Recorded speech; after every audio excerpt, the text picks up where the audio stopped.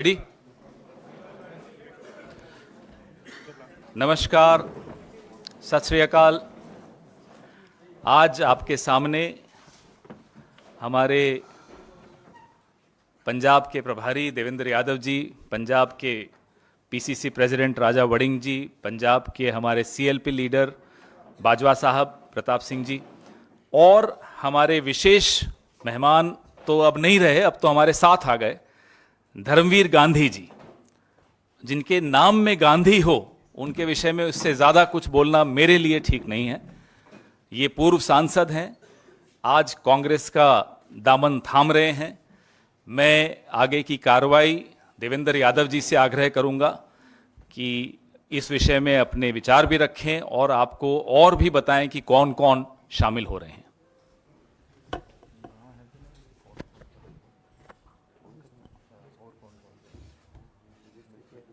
वो धर्मवीर जी बता देंगे, आप थोड़ा सा नाम। नमस्कार साथियों, कांग्रेस पार्टी के लिए बहुत खुशी की बात है कि आज हमारे बीच में पूर्व सांसद, एक बहुत ही जाने माने शिक्षाविद, कार्डियोलॉजिस्ट और सोशल वर्कर के रूप में जाने और पहचाने जाने वाले पटियाला के पूर्व सांसद आदरणीय धर्मवीर गांधी जी अपने साथियों के साथ कांग्रेस पार्टी की जो विचारधारा है उसके साथ सम्मिलित होने के लिए आज यहाँ ऑल इंडिया कांग्रेस कमेटी के हेड ऑफिस पहुँचे हैं। मैं भाई राजा वड़िंग जी, आदरणीय सीएलपी लीडर बाजवा जी, भाई पवन जी की तरफ से कांग्रेस पार्टी में विधिवत रूप से आदरणीय धर्मवीर गांधी जी का स्वागत करता हूं। जैसा कि हम जानते हैं कि धर्मवीर जी पटियाला से 2014 में माननीय सांसद के रूप में जो वहां पर परनीत कौर जी चुनाव लड़ी थी, उनके अगेंस्ट लड़कर एक अच्छे मार्जिन से उस समय सीट जीती थी। 2016 में आम आदमी पार्टी से इन्होंने इस्तीफा दिया और अपनी पार्टी बनाकर 2017 में कुछ लाइक माइंडेड लोगों के साथ मिलकर एक पार्टी का गठन किया। लेकिन क्योंकि कांग्रेस पार्टी हमेशा से एक सोच के साथ, जो सभी को साथ लेकर चलने की, एक सुचिता की राजनीति करने की हमेशा जो पक्षधर रही है, आज धर्मवीर गांधी जी उसी सुचिता के रास्ते पर अपने विचारों को साथ रखकर वो आज हमारी पार्टी में शामिल हुए हैं। मैं विधिवत रूप से आदरणीय धर्मवीर गांधी जी का स्वागत करता हूँ। Thank you. मैं अब हमारे प्रदेश अध्यक्ष श्री राजा वड़िंग जी से आग्रह करूंगा कि वो भी आपको दो शब्द कहें।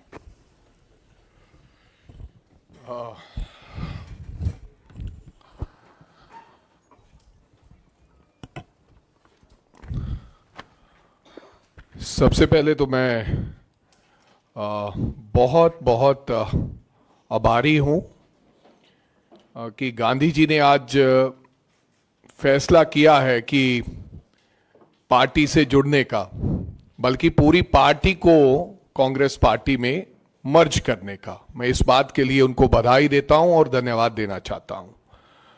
और ये एक बहुत बड़ा फैसला है। जिस प्रकार की देश के अंदर राजनीति चल रही है, रोजाना जिस प्रकार का लालच और जिस प्रकार के तौर तरीके अपनाए जा रहे हैं देश के अंदर, तमाम लोगों, कोई एक्स एमपी है, चाहे कोई एक्स एमएलए है, चाहे कोई चेयरमैन है, और जिस प्रकार की राजनीति का दबाव है आज देश में कि ताकतवर लोग और सरकारें जिस प्रकार से लोगों को डरा धमका कर और किस किस तरीके, नए नए तरीके अपनाकर अपनी तरफ लेके जा रही है, आपने देखा ही है। रोजाना कभी ईडी, कभी सीबीआई, कभी लोकल एजेंसीज लेकिन उस दौर के अंदर, ठीक कहा पवन जी ने, जिनका नाम गांधी हो, मैं उनके बारे में ज्यादा कुछ नहीं कहना चाहता, उस दौर में किसी ऐसे व्यक्ति ने जो एक्स एमपी हैं और जो जिनका डॉक्टरी पेशा है, उन्होंने ये फैसला लिया है कि मैं कांग्रेस पार्टी का झंडा उठाकर लोगों के बीच कांग्रेस पार्टी का प्रचार करेंगे, तो मैं समझता हूं इससे खुशी की बात हमें हो नहीं सकती। मैं दिल की गहराइयों से पूरी प्रदेश कांग्रेस कमेटी की तरफ से मैं उनको बधाई देता हूं और धन्यवाद देना चाहता हूं। Thank you.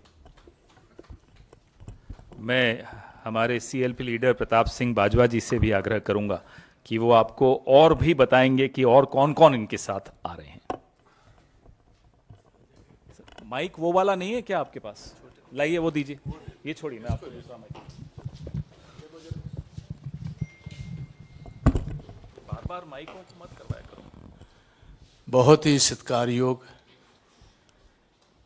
खेड़ा जी, हमारे पार्टी के स्टेट इंचार्ज देवेंद्र यादव जी, प्रदेश कांग्रेस प्रधान छोटे भाई राजा वड़िंग जी, विशेष तौर पर इधर जैसे पुरानी एक बात कही जाती है कि आप घर आए हमारे खुदा की रहमत, कभी हम आपको कभी घर को देखते हैं। सो गांधी साहब का आना बहुत बड़ा वेलकम है।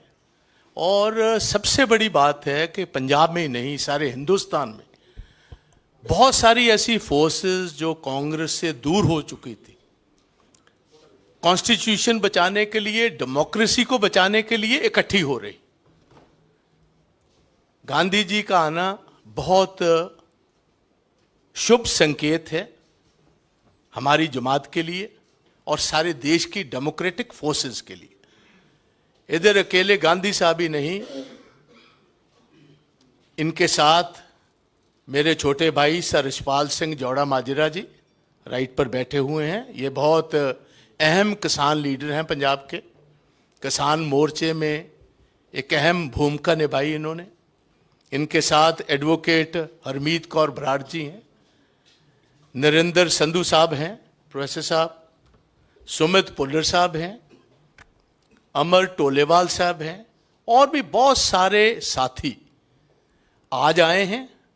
और आते दिनों में पंजाब के बहुत बेहतरीन इंटेलेक्चुअल्स जो हैं, सोशल रिफॉर्मर्स जो हैं, जिनकी बहुत एक अपनी छवि है पंजाब में, वो आहिस्ता आहिस्ता सीरीज में, क्योंकि ये जो एक भारत जोड़ो का, मैं ये थोड़ी सी बैकग्राउंड बताना चाहता हूं, अचानक ये नहीं आए। ये तो ऐसे आइडियोलॉग हैं जिनको राजी करना ओवरनाइट नहीं होने वाले थे। बहुत देर से हमारे से इनकी राय अलग हो चुकी थी, मगर जब राहुल गांधी जी ने भारत जोड़ो का कन्याकुमारी से कश्मीर की शुरुआत की है, बहुत सारे वो लोग जो समझते थे कि डेमोक्रेसी को बचाने की जरूरत है, तब 2 दिन लगातार कन्याकुमारी से जब उनकी यात्रा शुरू हुई बाय फुट, 2 दिन गांधी साहब उस यात्रा में रहे। बहुत लंबा अरसा इनकी चर्चा हमारे बहुत सारे साथियों से हो रही थी। सारे पंजाब में ये बात थी कि अगर अच्छे लोग, सोसाइटी के पढ़े लिखे लोग, और ये पेशे से निरे डॉक्टर नहीं है, एक दफ़ा मैं इनके वहाँ खुद घर गया हूँ, 350 से 400 मरीज का इलाज फ्री, दवाइयाँ फ्री, हर चीज़ फ्री करने वाले ऐसे जो लोग हैं, जिनके मन में ये बात है कि ईमानदारी से इस देश को मजबूत रखना है, तो हमारे साथ आए, इनके साथी आए हैं। मैं इनको वेलकम करता हूँ। बहुत बड़ी ताकत हमारी सारी इस मूवमेंट को मिलेगी। कल भी आपने देखा जैसे सारा इंडिया ब्लॉक इकट्ठा हुआ है, तो इनके आने से एक बहुत बड़ी ताकत हमें मिल रही है। हम इनको वेलकम करते हैं। अब मैं ये माइक आप खैर साहब, गांधी साहब स्पीक, तो पहले हम गांधी साहब का थैंक यू फॉर्मली वेलकम करेंगे और बाकी जो उनके साथ आ रहे हैं उनका।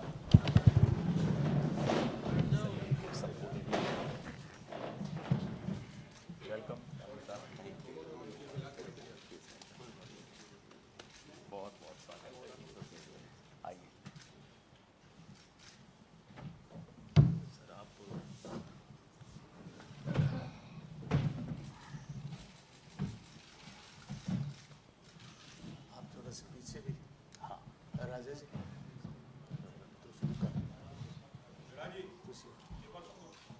खड़े हो जाएं सब, चलिए सब खड़े हो जाते हैं। मैनू एक दो कर पोज कर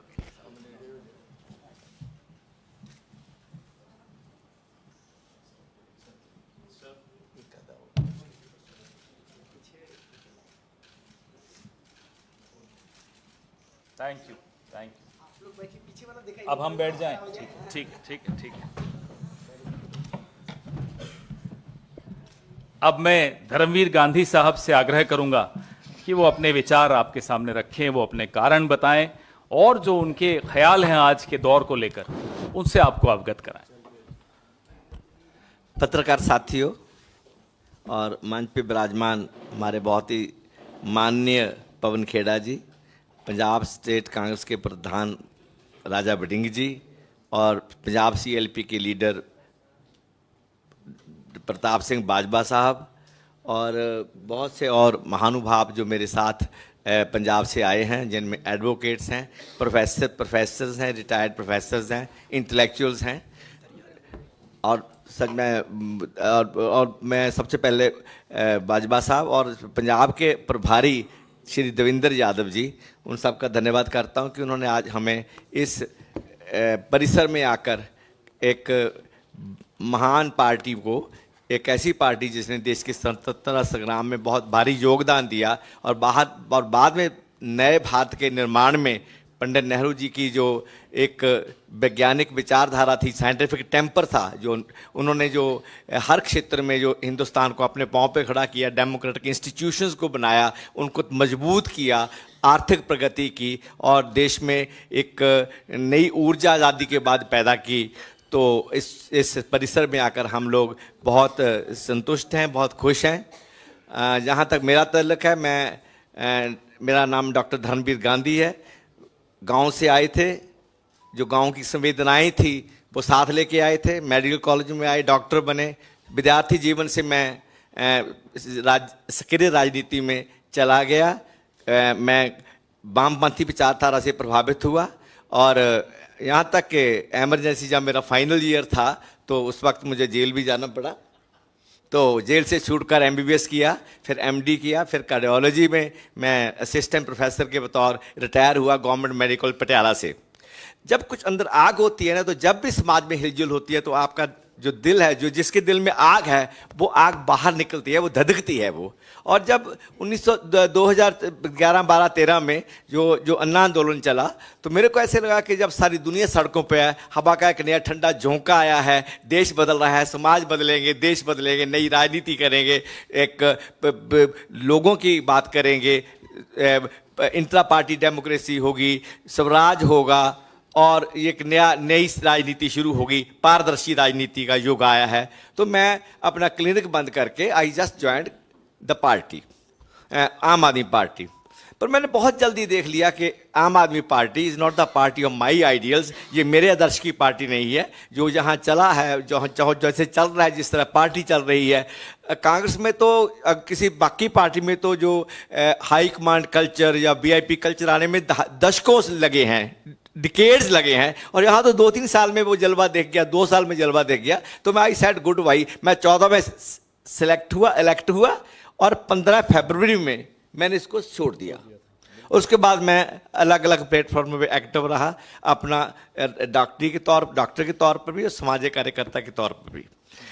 आज जब राहुल जी ने ये भारत जोड़ो यात्रा शुरू की, तो क्योंकि मैं खुद राजनीतिक तौर पर मेरे में भी हलचल चल रही थी, उथल पुथल चल रही थी, तो मैंने देखा कि आज ये साधारण समय नहीं है, ये असाधारण समय है। They are not ordinary times, they are extraordinary times. और इस समय जिस आदमी के दिल में जमहूरियत धधकती है, सेकुलरिज्म है, संविधान के प्रति आदर है, इंडियन कॉन्स्टिट्यूशन की इथोस हैं, उसके लिए उसके मन में एक उसको वो उसके साथ रहना चाहता है, और जो संस्थाएं हैं, लोकतांत्रिक संस्थाएं हैं, उनकी जो आज़ादी है उसको बरकरार देखना चाहता है, और देश में सामाजिक न्याय की बात वो देखना चाहता है। तो ऐसे समय में जब ये सब कुछ खतरे में हो, और जब 2024 ना तो ये ऑर्डिनरी टाइम्स हैं और ना 2024 का इलेक्शन ऑर्डिनरी इलेक्शन है, देश का इतिहास लिखे जाने वाला है। देश ने किधर जाना है, कौन सी दिशा अख्तियार करनी है, किस दिशा में जाना है, वो एक बहुत महत्वपूर्ण इलेक्शन है। तो ऐसे समय में हम, मेरे जैसे लोगों के लिए जो जब से जवानी में पैर रखा है तब से ही वो एक सोच में सोचते रहे हैं, तो चुप रहना, साइड्स ना लेना या ठीक साइड ना लेना बहुत इंपॉर्टेंट सवाल है। I want to be seen on the right side of history in 2024 in the coming elections. मैं इतिहास के सही रास्ते और जो दुरुस्त रास्ता है उसकी साइड पे खड़ा होना चाहता हूं। That's why I am with Congress, that's why I am with Congress. और जो देश की हालत है तो उसमें आप सब जानते हैं किस तरह जो धार्मिक ध्रुवीकरण है उसका जो बोलबाला है, जैसे देश को बांटा जा रहा है, नफरत का माहौल पैदा किया जा रहा है, जिसमें दो स्लोगन जो जिसने सबसे मुझे प्रभावित किया वो था कि नफरत के बाजार में मोहब्बत की दुकान, और दूसरा था डरो मत, जो देश में दहशत का डर का एक वातावरण पैदा किया था इस पर मौजूदा पॉलिटिकल डिस्पेंसेशन ने, मौजूदा निजाम ने। जो देश सहमा हुआ देश था, सहमा हुआ विपक्ष था, आम लोग सहमे हुए थे, उसको जो नारा दिया डरो मत, इट अफेक्टेड मी रियली। और सच में लोगों ने डरना बंद कर दिया मौजूदा सत्ता से। तो ये दो तीन बातें थी। तो जब राहुल जी ने जब कॉल दिया, I reach Kanyakumari, stayed there for 2 days, फिर मैंने पंजाब में ज्वाइन किया, देन मैं जम्मू कश्मीर में, वहाँ 3 दिन रहा मैं कश्मीर में। I from start to end I was emotionally physically associated with Bharat Jodo Yatra and then Bharat Jodo Nyay Yatra again in different forms. So ये सारा कुछ एक थोड़ा प्रसंग है। तो देखो, एक तो मैंने पहले बोला है कि जो रिलीजियस पोलराइजेशन है, जो समाज को बांटने वाली है, देश को तोड़ने वाली है, that has to be fought. और मैं कहता हूं कि this is a war which has to be fought and I am going to fight this war. Election, no election, MP, no MP, ticket, no ticket, that's not the question at all. It was never from my childhood till date. ना ये आम आदमी party join करने के समय था और ना ये आज है। I want to make it clear to media people and to the Congress party also. Congress does not need me. I need Congress because I have something inside me which is burning every time कि देश किधर जा रहा है। मैं जब पैदा हुआ था, मैं किस हवा में पैदा हुआ था, और आज जो हवा है वो कैसी हवा देश में चल रही है। This is what Gandhi is. This is what Dharmveer is. सो ये माहौल है, रिलीजियस पोलराइजेशन का माहौल है, जो सेफरनाइजेशन किया जा रहा है, जो सोशल फैब्रिक है जो तोड़ा जा रहा है, उसको नष्ट किया जा रहा है, और जो धार्मिक ध्रुवीकरण है ये जितना बड़ा खतरा है, और इकोनॉमिक डिस्पैरिटी, जो आर्थिक विषमता है वो आसमान छू रही है। अब कोई किसी वक्त ना कि गरीब और अमीर का एक कोई प्रोपोर्शन हुआ करती थी, इट इज डिसप्रोपोर्शन। पता ही नहीं है कब अडानी के पास कितना पैसा चला गया है, पता ही नहीं कि हिंदुस्तान के 200 परिवारों के पास कितना पैसा है और बाकी 70-80% लोग किस हालत में जी रहे हैं। जो आर्थिक विषमता है और जितना बड़ा ये सवाल है, और जिसको अक्सर हमारे दो के साथ राहुल जी ने बड़ा टाइमली, और जब लोगों का ध्यान इस तरफ नहीं था, जिस स्लोगन खड़ा किया था, तो वो it was a very indicative, very descriptive slogan tha. I was quite impressed with that also. And thirdly,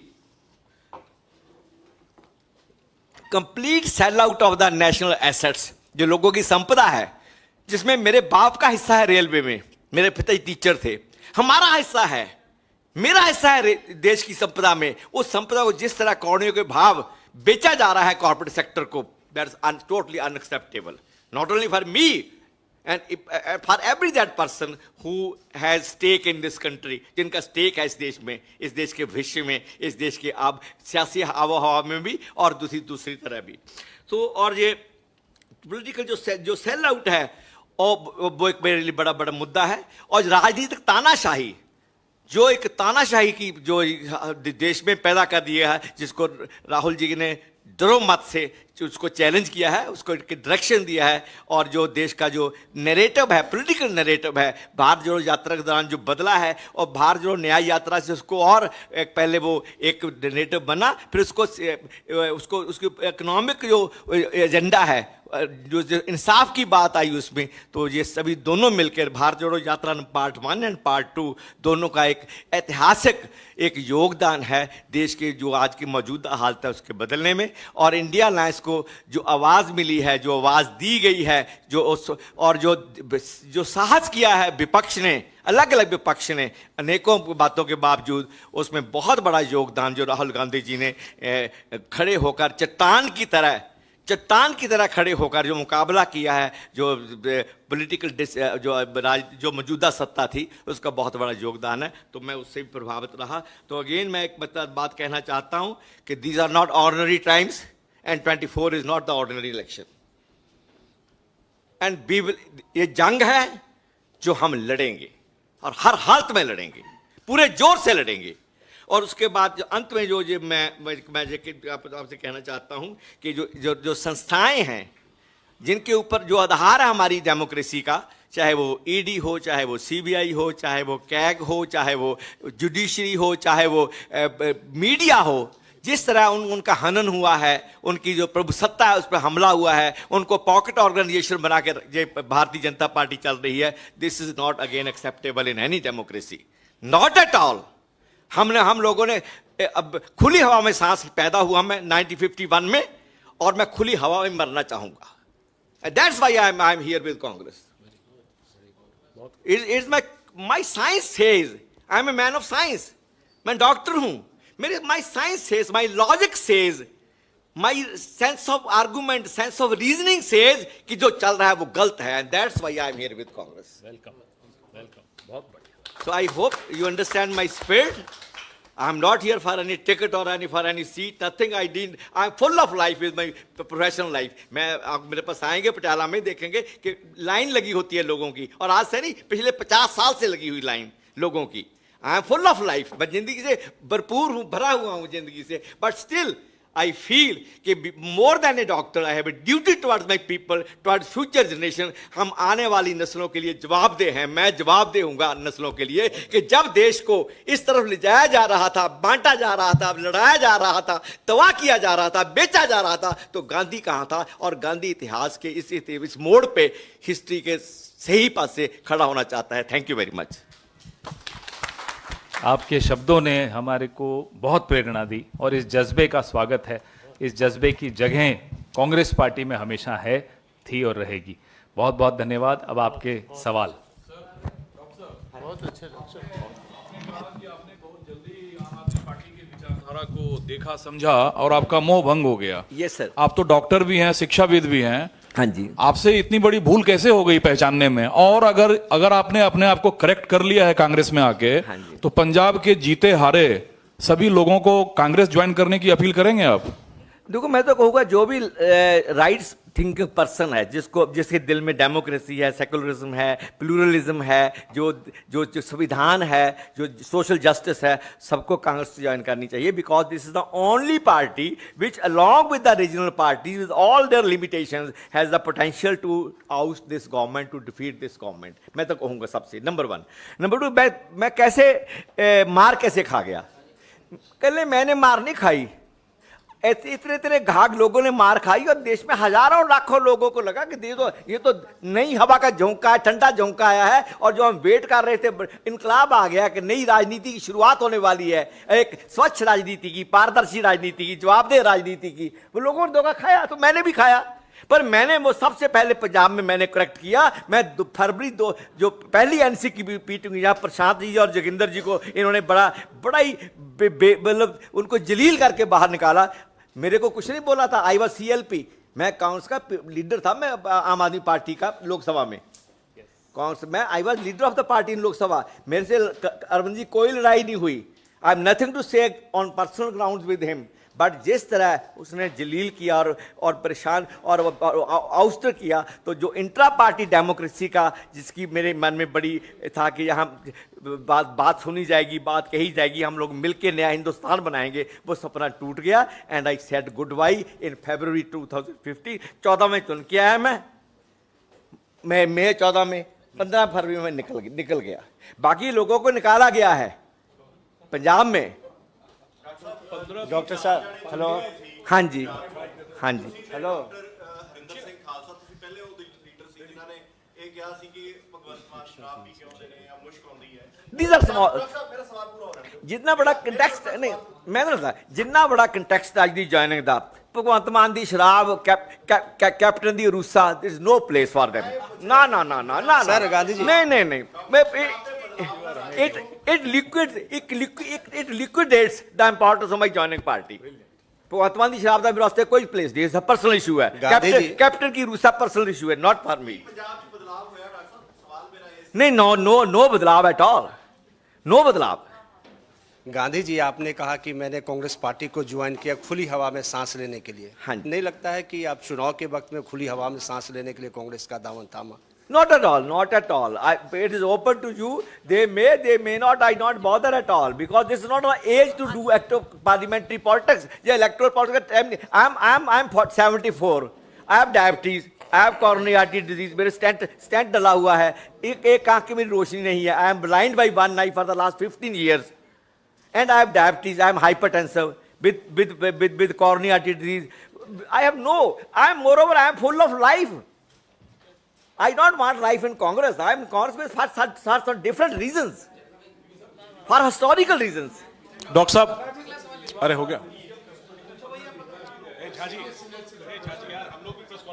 एक डॉक्टर साहब, आपने कहा है कि आपके कांग्रेस में आने का टिकट या लोकसभा चुनाव से लेना देना नहीं है, certainly not. लेकिन अगर आप जैसे शख्स को अब जब कांग्रेस लेकर आई है, आपको अगर कांग्रेस लोग पटियाला से लड़ने की जिम्मेदारी देना चाहती है, तो क्या आप इसके लिए तैयार हैं? देखिए, अगर कांग्रेस समझती है कि मेरे को महारानी परनीत कौर जो कैप्टन साहब के वाइफ हैं और जिनसे पहले मेरा मुकाबला हुआ था, कि I am the right kind of person to contest her and defeat her, not because she is Maharani and I have done it already, because she is in BJP, she is with the politics which is anti people, anti country, anti democracy, anti which I don't like. I will defeat her not as Maharani Parneet, defeat as a BJP candidate. आप तैयार हैं? लड़ाई के लिए आप तैयार हैं? Yes, if I get a chance, in spite of my limitations, health limitations, family limitations, and age limitations, मैं कहता हूँ ये जंग है जो लड़ूंगा और लड़ी जाएगी। एक सवाल और आपकी परमिशन से, आपने कहा कि आप इतिहास में सही जगह पे खड़े होना चाहते हैं। Very right. तो जो आपकी पुरानी पार्टी थी आम आदमी पार्टी और उसके नेता अरविंद केजरीवाल, Yes.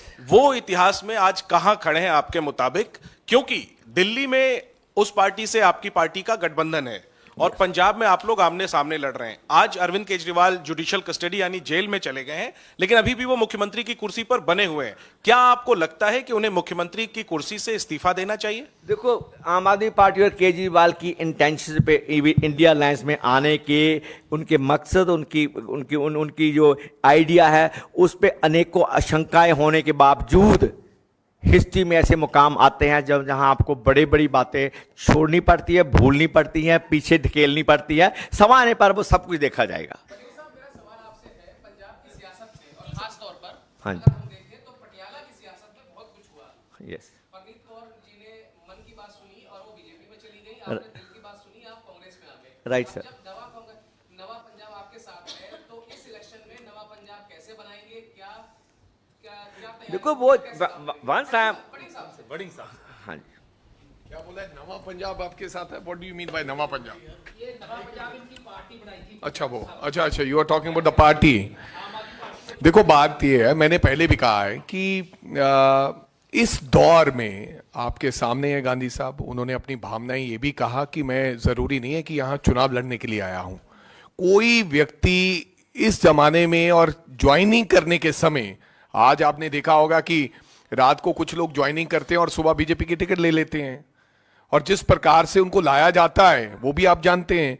और जिन भावनाओं के साथ गांधी जी ने कहा है, मेरे को लगता है कि हमें ऐसे लोगों की जरूरत थी, ऐसे नए पंजाब की और ऐसे मेरे को गांधी साहब से हम लोग पंजाब, मैं नहीं हूं, बहुत सारे ऐसे लोग हैं जो प्रेरित थे, क्योंकि उनका व्यक्तिगत जो काम करने का तरीका, लोगों से आने जाने का तरीका, जिस तरीके से वो सोशल वर्क करते हैं और ना कुछ चाहते हुए, that's a very I think अच्छी बात। और मेरे को लगता है कि इनके आने से पार्टी में बहुत और मजबूती आएगी। लोग ये समझेंगे, क्योंकि पता क्या है, आज जो ज्वाइन करके चले गए बहुत ट्रोल कर रहे हैं। कुछ तो ऐसे थे जो आम आदमी पार्टी में चले गए 6 महीने पहले, उन्होंने आम आदमी पार्टी ने टिकट देके एमपी बना दिया, फिर बीजेपी ने अभी टिकट दे दिया, वो 6 महीने बाद बीजेपी में आ गए।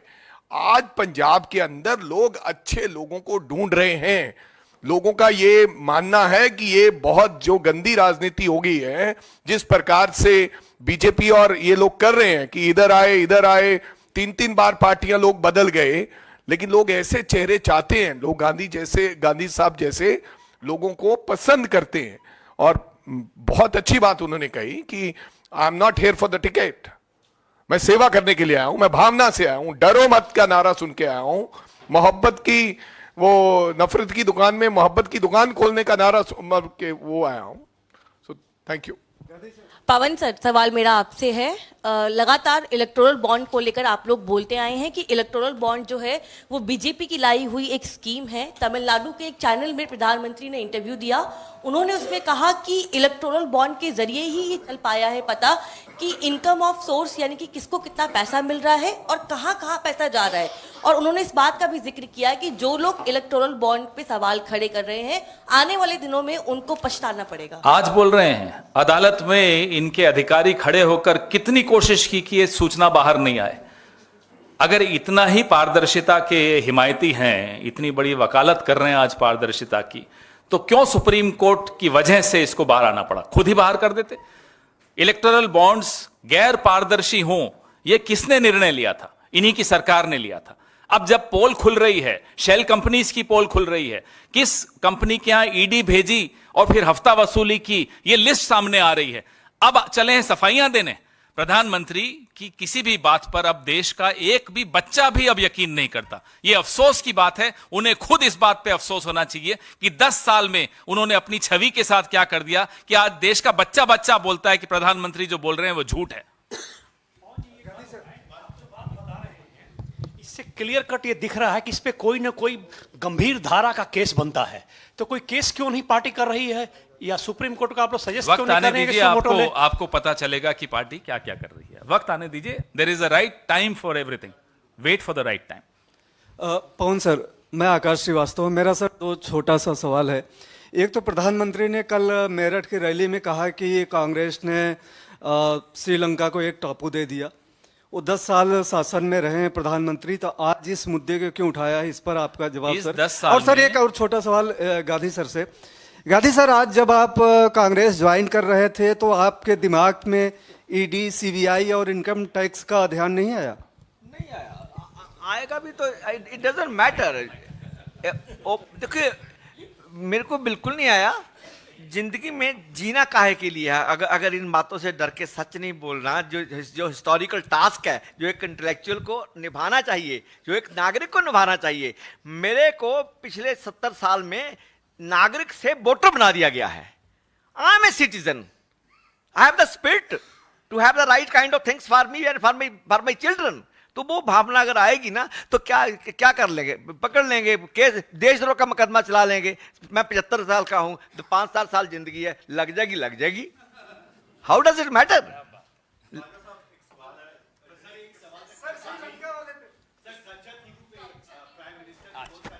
प्रधानमंत्री होमवर्क करके आते नहीं है। इन्हीं की सरकार में 2015 में इसी मुद्दे पर एक आरटीआई हुई। वो आरटीआई में अभी आपको सर्कुलेट कर देता हूं। उसमें लिखा है, this did not involve either acquiring और सीडिंग ऑफ टेरिटरी। इन्हीं की सरकार कह रही है कि ना कोई जमीन श्रीलंका को दी, ना उनसे कुछ लिया। इन्हें इतना समझ नहीं है कि अभी कुछ साल पहले इन्होंने बांग्लादेश के साथ इसी मैत्री को आगे बढ़ाते हुए जो बांग्लादेश चाहता था वो किया। इन्हें इतना नहीं पता कि 2014 तक इस आइलैंड के आसपास फिशिंग राइट्स थे। 2014 के बाद वो फिशिंग राइट्स क्यों चले गए, इन्हें जवाब देना है। कटघरे में इन्होंने खुद अपने आप को खड़ा कर दिया, और बेचारे जयशंकर जी, अब उनको मजबूरी है, उनको जवाब देना पड़ता है, उनको प्रेस कॉन्फ्रेंस करनी पड़ती है। जरा कोई जयशंकर जी से पलट के पूछ ले कि साहब आप तो चीन के एम्बेसडर रहे हुए हो, क्या हो रहा है?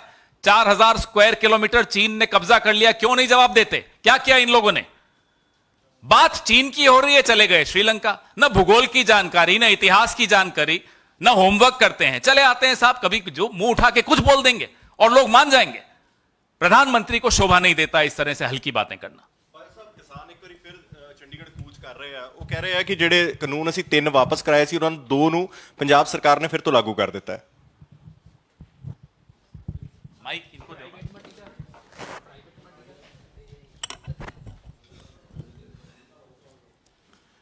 देखो ਤੁਹਾਨੂੰ पता है पंजाबी की हिंदी? अच्छा चलो, दिल्ली में सबको पंजाबी आती है, आप बोलो। अच्छा चलो, गल इस तरह मेरी चंगी तरह सुनो। पहले दिन तो ही इंडियन नेशनल कांग्रेस हिंदुस्तान की किसानी ना खड़ी।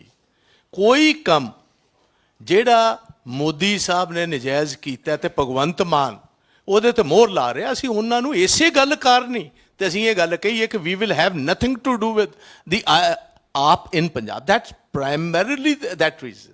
ਤੇ ਇਸੇ ਗੱਲ ਕਾਰਨ ਹੀ ਅਸੀਂ ਜੋ ਇਹ ਕਰਨਗੇ ਅਸੀਂ ਉਹਦੀ ਵਿਰੋਧਤਾ ਕਰਨੇ, ਕਿਉਂਕਿ ਸਾਡਾ ਇਹ ਮੰਨਣਾ ਹੈ ਕਿ ਕਿਤੇ ਨਾ ਕਿਤੇ ਇਹ ਜਿਹੜਾ ਚੀਫ ਮਿਨਿਸਟਰ ਪੰਜਾਬ ਦਾ, ਇਹਦਾ ਇਨਡਾਇਰੈਕਟ ਤਲਕ ਦਿੱਲੀ ਦੀ ਸਰਕਾਰ ਨਾਲ। ਇਹਨੂੰ ਥੋੜਾ ਜਿਹਾ ਘਰ ਜਾ ਕੇ ਵਿਚਾਰੋਗੇ, ਤੁਹਾਨੂੰ ਚੰਗੀ ਤਰ੍ਹਾਂ ਗੱਲ ਸਮਝ ਆ ਜਾਏਗੀ ਜਿਹੜੀ ਮੈਂ ਗੱਲ ਕਹਿ ਰਿਹਾ। ਮਿਹਰਬਾਨੀ।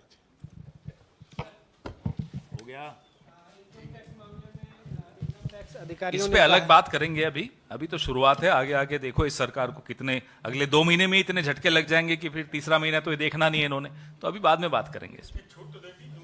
अभी बहुत कुछ होना है।